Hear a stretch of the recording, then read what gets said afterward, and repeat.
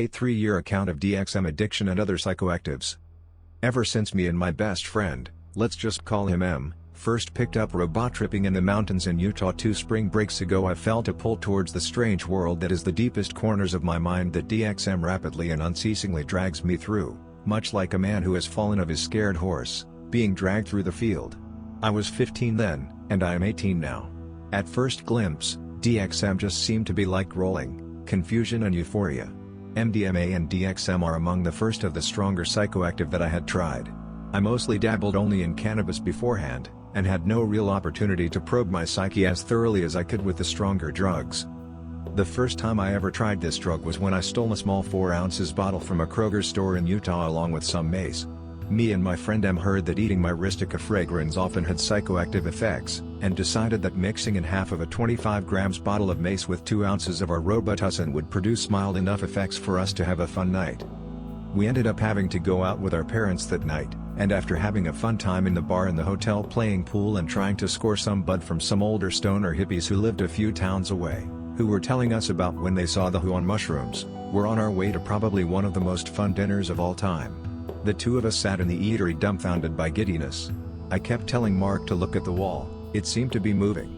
As I had said, the only other drug we had done before this point was weed and a few whippets here and there, so we didn't have any clue what to expect. I don't remember much from the dinner that night. We kept trying to convince our parents to allow us to go out on the town for the night. They were leaning towards yes early on in the night, but as the night progressed they became increasingly more hesitant to allow us to leave their company. I started to talk to my mom about how toes were the most ridiculous things I had ever seen. They are though, just look at them. When I decided to go to the bathroom and look at my eyes. My dark eyes had the first chance of coming to my advantage, something that would help me many times later on, and it took me a while to realize that my eyes were almost all black, though you could hardly tell, only in this light it seemed. I sat back down at the table and invited my friend M outside for a cigarette with me. We sat by a large wood-carved bear on a bench outside of the restaurant. We were laughing like something was funny, were dragged on the bus with our parents and went swimming at the pool at the hotel. I don't remember anything else from that night. I still have some of the pieces of paper that we scrawled out notes on too, like everything was a science experiment or something. Later I find them useful in being able to piece together what has happened to me in the past 2 years. The only one from that night has scrawled on it a few notes for future reference. M is not thinking anything, nor is K, me. No hallucinations. 2 to 3 hours ago. 25 grams mace, 4 ounces Robitussin, 2. Mostly drunkenness. Tracers appeared in both of us. M is in an almost hypnotic state, staring at the TV. M felt unattached for the past 3 hours. Story as I recall it. Tracers started to appear as we got on the bus. Hard to understand everything through dinner, mostly. Remember it all being bunched together. I'm pretty sure my parents and M's parents know we are fucked up. M's handwriting, after ingestion and first come down. M attempted to sleep. After first hour, tracers reappeared. My handwriting, I, K, slept fine and can only remember dreaming about flying. I felt kinda hungover this morning. My eyes were kind of irritated and had a bloody nose.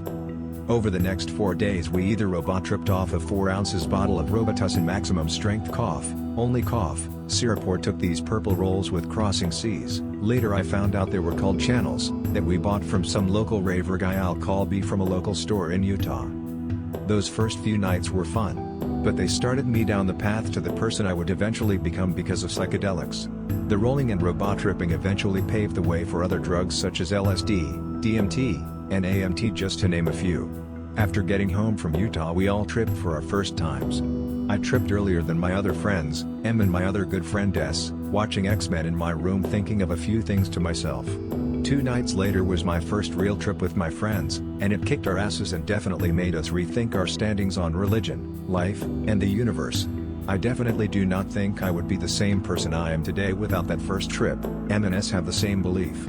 It's almost as if someone had intended it to fall into our hands, and show us the incredible world that was inside our minds and the potential for creativity and philosophy that dwelled within the deepest reaches of our mind. As a side note, just a few of my favorite pieces from that first trip. From the mind of M. Always fighting for equinine librum. Chemicless, water sloshing over the edge, a flame. They are always moving, but slowing until you think they may stop. But would water really be water without its comforting alterations, its calming slush? Is fire really fire, if it does not waver with the wind? Time does not exist. From the slightly schizophrenic mind of S. I am Garo.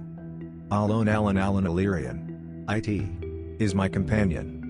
I am loosening my grip. I needed that down. I believe this now. I can see that it is the way to go. I am now going to get the suppressant to test a theory of mine. Now the plants have gone. I am forced to go back to technology. Tad and Chad are leaving the state. I can now feel my presence leaving the body of Dave. Igaro must now re-inhibit the body with a blast from the Sigma segment. This word Sigma is only in the feudal creature's mind through a video game called Mega Man. I must retrieve Alan Illyrian. IT. Wish me luck. With love, Garo. From the slightly deranged mind of myself. It means nothing. Because all this is the drug telling us what to think. But the drug says that my cells betray me. My cells tell me what to do. My cells also bent on self-preservation, that they cause me pain. They are me, and I am them. So how, when the world is all we have, can we kill each other? How can we say that there is something good for us? Everything has an end, and every end starts a new beginning. There is no true beginning, no true end. No anything. Nothing exists? Nothing is real? What the hell? We all loved it, but it started us all on a tangent and wild ride through Wonderland that has in our opinions made us realize a great deal about ourselves and more importantly the world. Nothing terribly noteworthy happened for a good deal of time. We slowly progressed away from liking pop-punk music. It was becoming boring and bland. I started to find the magic of the double-edged sword MDMA, and being more of a creative thinker when I was stoned.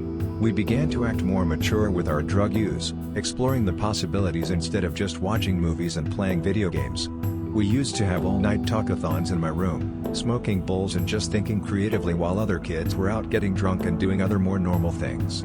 We began to become very interested in politics, techno music such as Aphex Twin, and other classics such as Pink Floyd.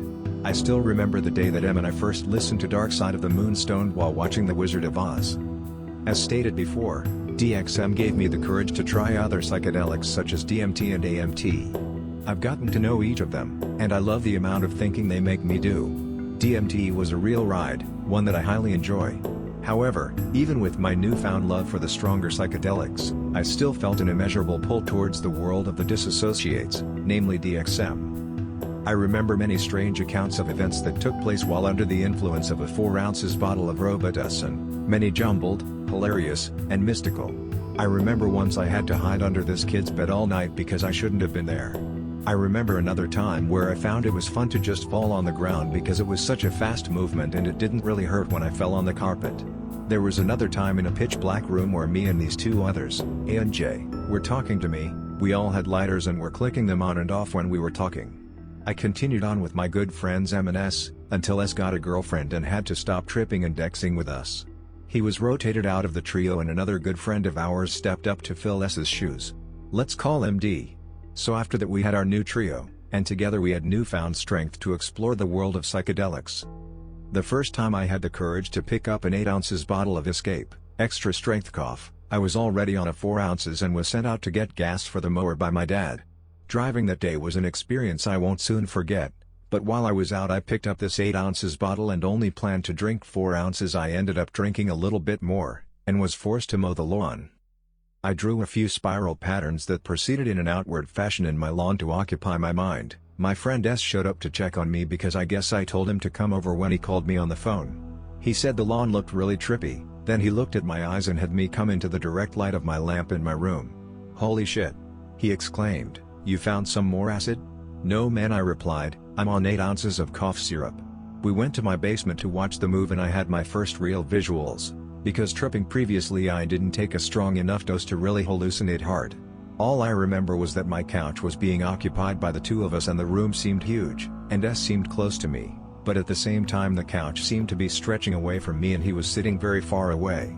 That night the music seemed to change speeds randomly, and as I was laying down in my bed in my room the room would seem to shrink with a faster tempo and grow with a slower tempo.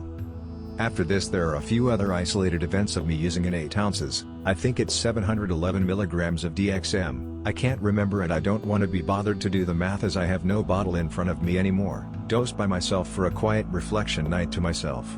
A few of the other interesting events that took place with DXM occurred when we had to use it as a substitute for weed or LSD. We weren't much of alcohol drinkers back then besides a funny story there that is best left untold however.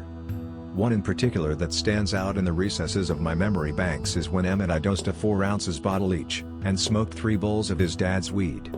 This weed was incredible. It was the best smoke I had it since some hash we got a confessed earlier that summer. This was a real 60s grade hippie shit. I think that's the highest I've been since then.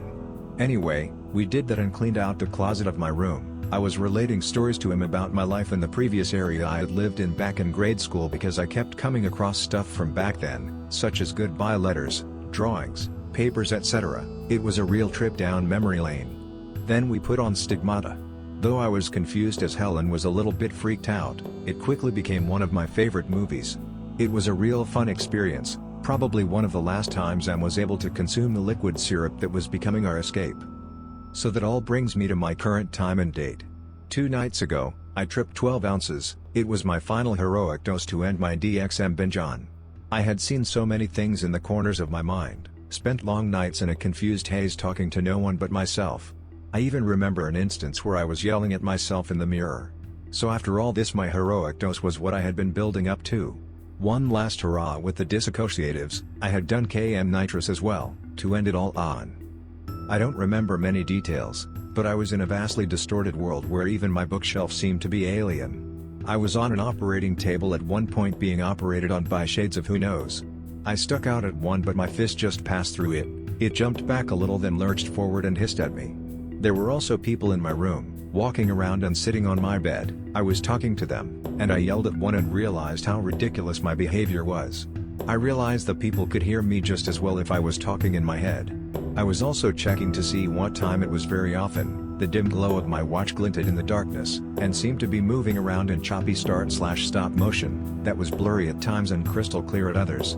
I was also thinking about my mom and my life, and how weird it will be when I die.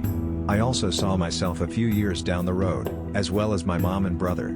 All in all it was a great experience, one that has brought me to the conclusion that DXM can no longer show me anything, and therefore it is time to say goodbye to my friend and enemy in adolescence.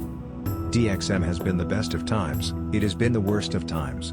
It's time now to recover and reflect on my addiction, and make sure I never slip in again. I don't know how much irreparable damage I have done, and I'm still debating over whether it was all worth it or not. I haven't stopped anything else though, just ended an era of robot tripping. Tonight we're dosing some acid and having an end of school campfire, and I'm happy to say I will never touch DXM again.